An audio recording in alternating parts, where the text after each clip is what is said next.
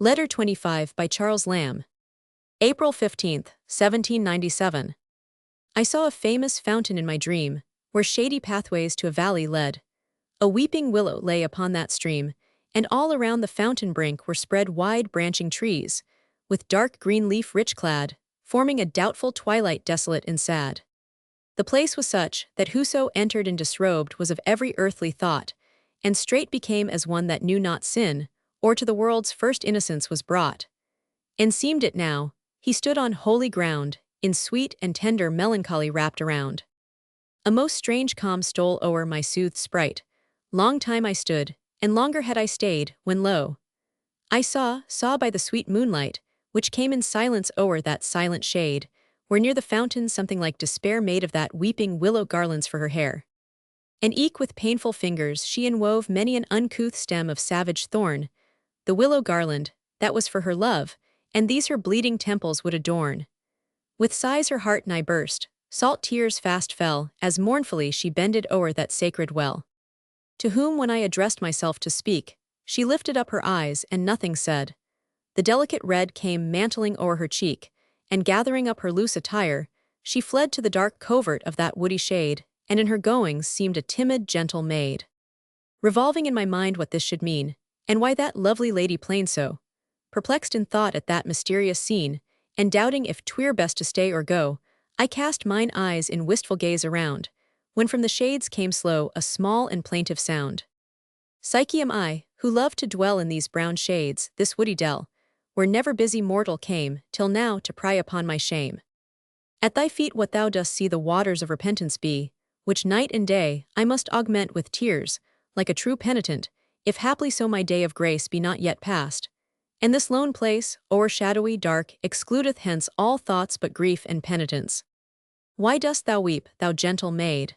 And wherefore in this barren shade thy hidden thoughts with sorrow feed? Can things so fair repentance need? Oh, I have done a deed of shame, and tainted is my virgin fame, and stained the beauteous maiden white in which my bridal robes were dight. And who the promised spouse declare, and what those bridal garments were?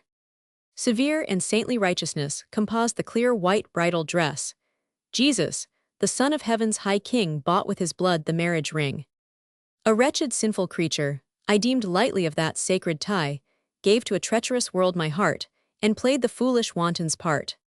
Soon to these murky shades I came to hide from the sun's light my shame, and still I haunt this woody dell, and bathe me in that healing well, whose waters clear have influence from sin's foul stains the soul to cleanse.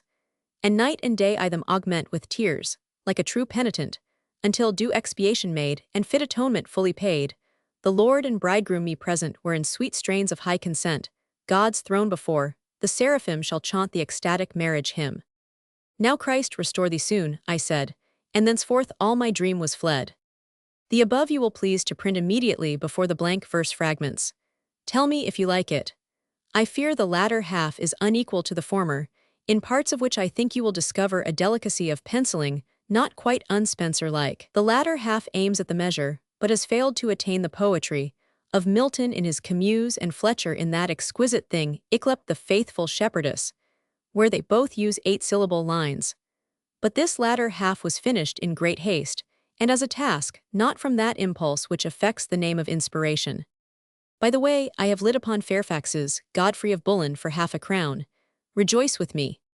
Poor dear Lloyd, I had a letter from him yesterday. His state of mind is truly alarming. He has, by his own confession, kept a letter of mine unopened 3 weeks, afraid, he says, to open it, lest I should speak upbraidingly to him.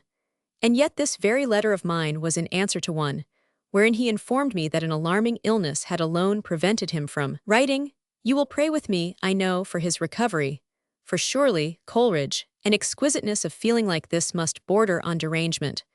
But I love him more and more, and will not give up the hope of his speedy recovery, as he tells me he is under Dr. Darwin's regimen. God bless us all, and shield us from insanity, which is the sorest malady of all. My kind love to your wife and child. Pray write now. I have placed the poem at the head from the text of Coleridge's Poems, 1797, but the version of the letter very likely differed. See next letter for at least one alteration. Fairfax's Godfrey of Boulogne was his translation of Tasso, which is mentioned above. Lloyd, who was undergoing one of those attacks of acute melancholia to which he was subject all his life, had been sent to Lichfield, where Erasmus Darwin had established a sanatorium. The sorest malady of all, from Lamb's lines to Cowper,